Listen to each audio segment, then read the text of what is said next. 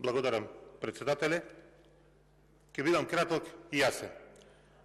По овие закони за изменување и дополнување на Законот за здравственото осигурување и на Законот за лековите и медицинските средства, ВМРО-ДПМН јасно и недвосмислено ќе ги поддржи. Но, почитувани пациенти, почитувана македонска јавност, ВМРО-ДПМН ќе ги поддржи овие закони и набавката на овие скапи лекови без разлика колку чинат, како ќе бидат набавени, бидејќи се работи за живот. А животот не се доплаќа со ниедни пари. Но јас ќе поставам неколку прашања што навистина како човек сега ја будат совеста во мене. Овој закон е пратен во собранието на 24 февруари. Зошто се чекаше скоро месец дена за да биде ставен на седница? Ние како пратеничка група ќе го поддржавме уште на наредниот ден и ќе направевме кворум да се донесат измените за овие закони и овие лекови кои живот значат за пациентите со цистична фиброза ќе ги добијаја многу побрзо отколку сега. Пратен е законот на 24 февруари, денес сме 16 март. Овој закон ќе го изгласавме уште наредниот ден, како што реков, но зошто помина цел месец? За да се собере овде мнозинството и да го протнат овој закон и покрај нивниот закон за игри, лотарија, среќа и на овие работи, на маката на народот, да се прави криминал. Пациентите се колатерална штета на политиката на Ковачевски. Наместо многу порано, кога на 26 декември 2022 година му протестираа и пред Министерството за здравство, и пред владата, барајки живот, со паролите "Ние сме деца и млади кои сакаат да живеат, не сме ставка во буџетот", премиерот одлучи да тера пазар во парламентот, да се договара со партиите кој да влезе, кој да излезе од власта и изгуби повеќе од месец дена, наместо да се зафати со набавка на овие лекови што значат живот. Пациентите испаднаа колатерална штета, немаше кој да подпише набавка на лекови и да се завршат постапките кои беа во тек, а се врзани со рокови. Тука се плюс не само набавката на овие скап лек Трикафта за цистична фиброза, туку и набавката на инсулин, терапијата за ретки болести за годинава, медицинска опрема за клиниките за хирургија, гастро, 8 септември и клиничката болница во Тетово. Но ништо не беше важно, важен беше пазарот, важна беше политиката, политиканството, но цената некој што ја плати е превисока.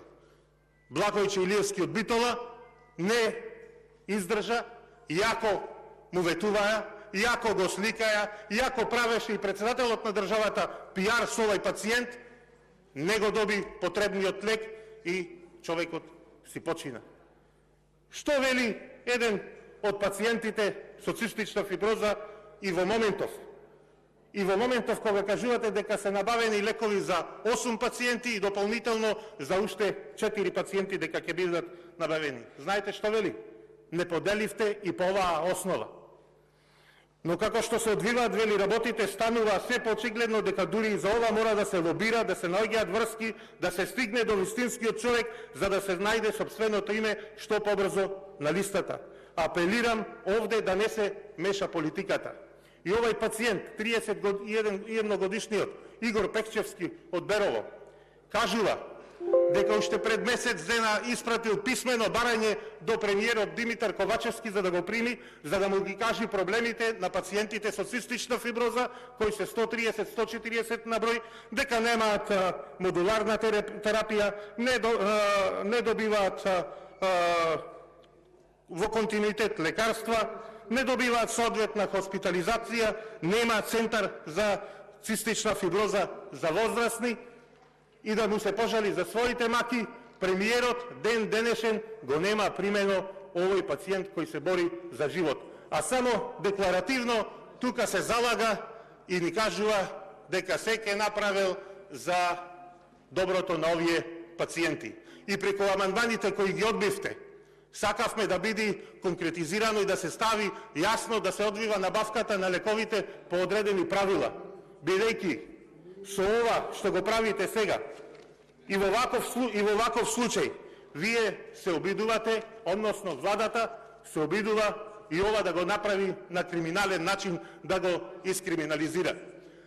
Не е далеку сеќавањето кога пробаја да набават вакцини од Кина, не е далеку сеќавањето за фирмата Стабри Интернешнл, регистрирана во Хонг Конг со 3 вработени, и повторно сега се постапува на истиот начин и ова се гледа на маката на граѓаните, на народот, да се крадат, да се печалат пари за приватни џебови. А само треба да се види како е регулирано во регионот, во околните држави. Еве во една Хрватска ќе видите дека ништо надвор од законот, туку се спроведува набавките по законот за јавни набавки. А ова што сега вие сакате да го направите, го правите надвор од законот за јавни набавки. Се со една цел, бидејќи со самото тоа што гледаме кој е потпишен, кој го предлага овој закон, и покрај тоа што ни кажуваат дека го спремале професори од медицинскиот факултет, стручни лица од Министерството за здравство, на крајот тука како предлагач го гледам двоецот Ковачевски, Артан Груби. Штимунг мајсторите за криминал во Република Македонија. Уште еднаш ќе кажам, штета што и на маката на овие пациенти кои се борат во моментов за живот, пробува да прават криминал. И уште еднаш ќе кажам, ВМРО ДПМН јасно и недвосмислено ќе ги поддржи овие закони, донесувањето на овие закони, бидејќи се работи за живот. Но секако дека ќе укажуваме на аномалиите, на криминалот што сакате да го направите. Уште еднаш ќе кажам, животот нема цена, нема пари кои можат да го купат и да го платат.